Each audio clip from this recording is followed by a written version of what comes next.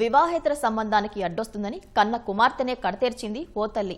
ఈ అమానవీయ ఘటన తెలంగాణలోని మెదక్ జిల్లా శివంపేట మండలం శభాష్పల్లిలో ఆలస్యంగా వెలుగు చూసింది. శభాష్పల్లి గ్రామానికి చెందిన మమతకు సిద్దిపేట జిల్లా వడ్డేపల్లికి చెందిన భాస్కర్తో వివాహం జరిగింది. వీరికి 5 ఏళ్ల కుమారుడు శరణ్, 3 ఏళ్ల కుమార్తె తనుశ్రీ ఉన్నారు. అత్తింట్లో తగాదాలతో మమత పుంటింటికి వచ్చింది.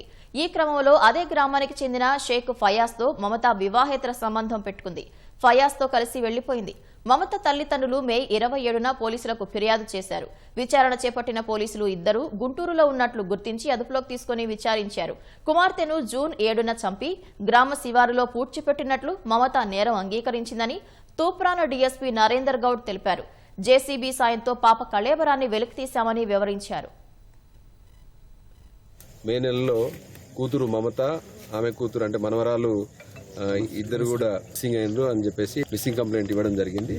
సో ఇందులో భాగంగా మాకేంటంటే గుంటూరు నర్సరావుపేట ఆ ఏరియాలో ఉన్నారని చెప్పేసి మాకు సాంకేతిక ఆధారాలతోటి మాకు తెలవడంతో మేము వాళ్ళను ట్రేస్ చేసి తీసుకొని వచ్చినాము.